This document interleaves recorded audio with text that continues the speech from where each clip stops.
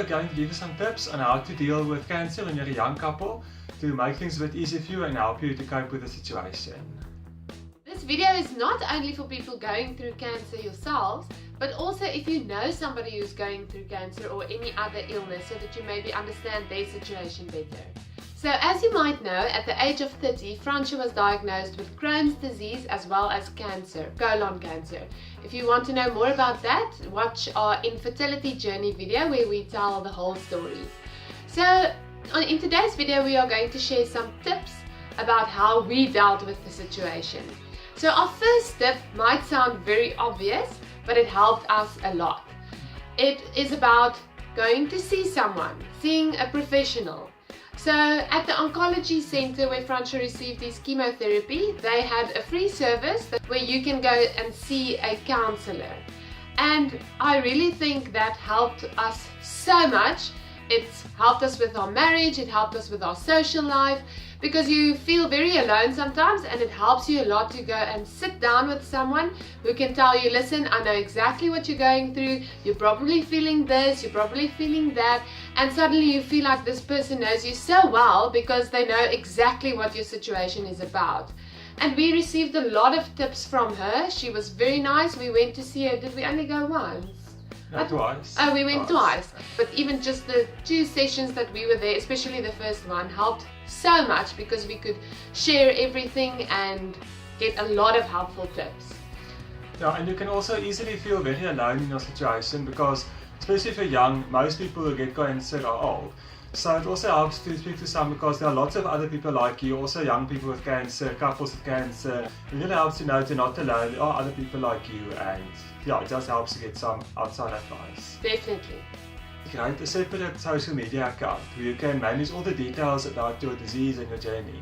Because often when you don't see people for a long time, the first thing that they want to talk about when they see you again is they want to ask you, oh, I hear you have cancer, how are you feeling today? So it helps a lot if you can have a separate Facebook account or something, and on there you post all your updates like, today I'm going for chemo, today I feel nauseous or whatever.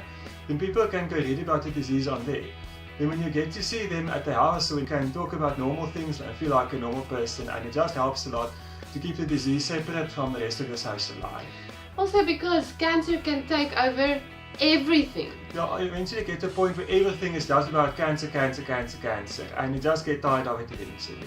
And also when people are asking you how you are doing, it's not, they are doing it because they care. So it's not that you don't appreciate it, like Francia said, sometimes you just want a cancer-free moment. Okay, so obviously there are days when you do want to talk about cancer, but some days there's just a day when you want to forget about it, when you feel very depressed, or you just can't deal with it, you just want to forget about it for that one day and carry on with your life as normal, as if nothing happened. So what we did, for example, one day we invited our friends over for a barbecue, and my wife sent an SMS to everyone beforehand and told them, no one is allowed to say the C word today, no talk about cancer, no asking about cancer, nothing. We're going to pretend that everything is fine, and we're going to tell jokes, and we're going to have a great time. And our friends are very supportive. We had a fantastic afternoon, we barbecued, we had a great time, we ate together, we had a party, and it was fine. And I completely forgot about having cancer for that day, and it was just so great. So sometimes you need to make space for yourself to set it aside and forget about it, because yeah, you can't sit and be depressed every day of your life, it just sucks. So still try to have fun and forget about it for a little while. And thank you very much to all our friends who helped us to forget about it sometimes. If you were at that barbecue, thank you so much. We appreciate it. And if you're watching, we are very thankful for all of your support.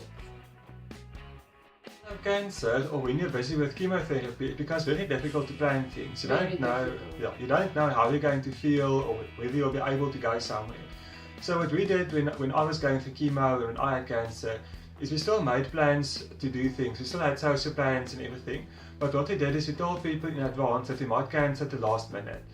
So everyone understands that we say, okay, we're going to come to your party, but we might cancel and not come an hour before the time if I'm going to be nauseous or throwing up on the chemo or whatever. So it's just important then also when you're making these plans, not to make plans where people depend on you. Then obviously don't make plans where you're going to babysit or you're going to give a speech at a wedding or something like that. So only like small size events obviously, so you can still tell your friend you're going to come visit him on Friday night and then so can they not come because you're busy throwing up, you don't feel up to it. Another very helpful tip that the counsellor gave us is to go on dates. To plan romantic dates where it's just the two of you. Where you just go somewhere and you spend the day together, you don't talk about all of the drama that is going on because you spend enough time talking about all of that. So what we did is we planned a date every month. It was very exciting because we live in Cape Town, we live close to all of the vineyards, the oceans, the mountains. So there were so many places that we haven't been to yet.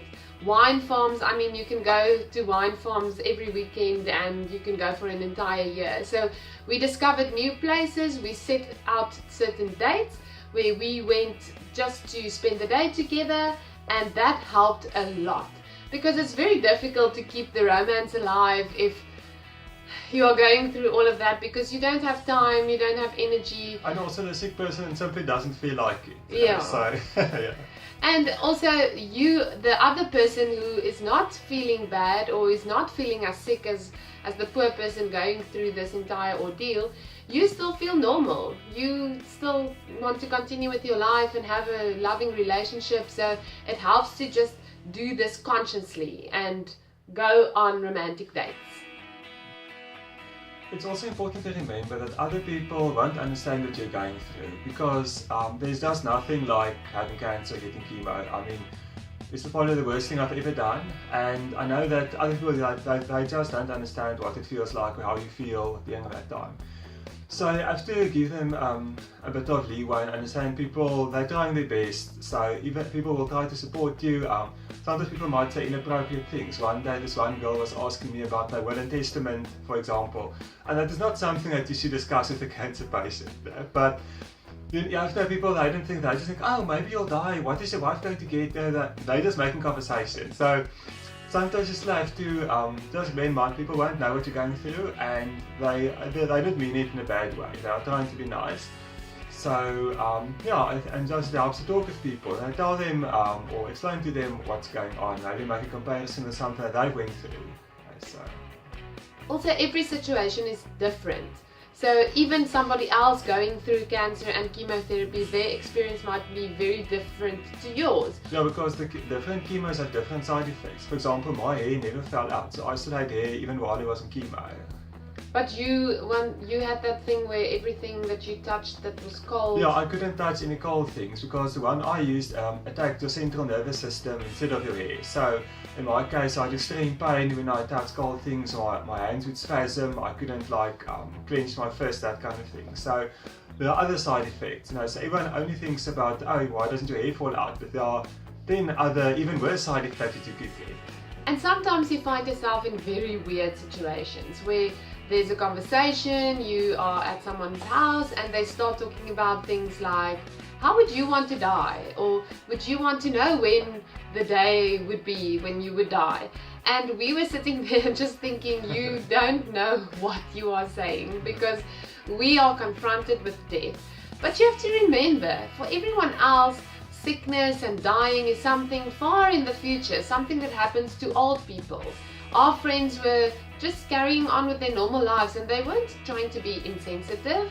They definitely weren't trying to be malicious or hurt us. It's just a normal conversation that you would have. So don't get mad at them because, like Francia said also, they don't understand and they don't always keep in mind everything that you are going through. Just be gracious and let it be. It's never a good idea to compare yourself to others, but our next step is, in this time when you are going through a crisis or dealing with something very intense like cancer or illness, it's especially not a good idea to compare yourself to others.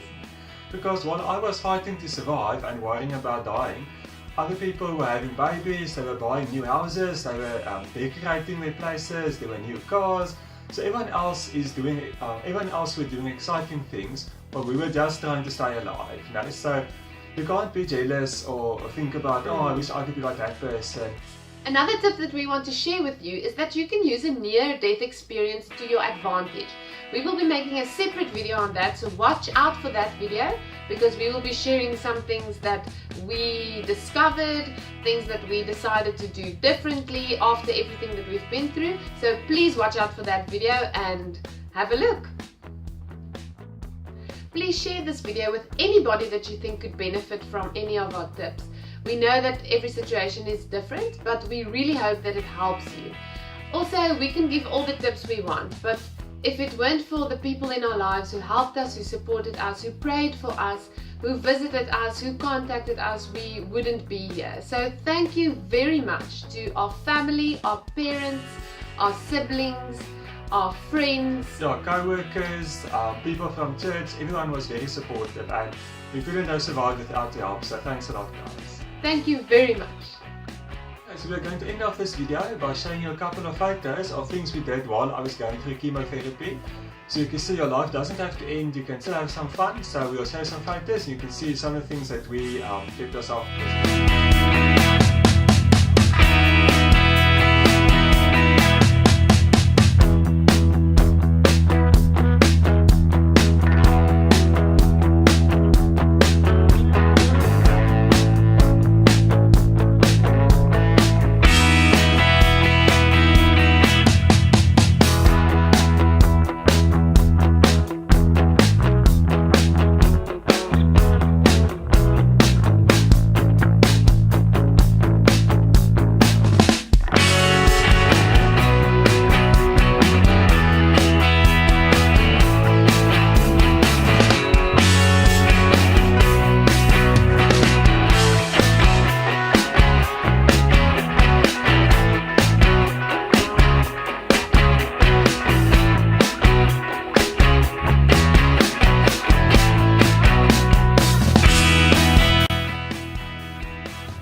Jij? Nee, jij hebt het weer samen. Jij hebt zelf ook gedaan. One of the best tips that... Was also fun.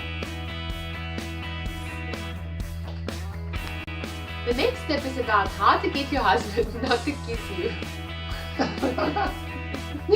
I have red lipstick. I don't like any lipstick on my face.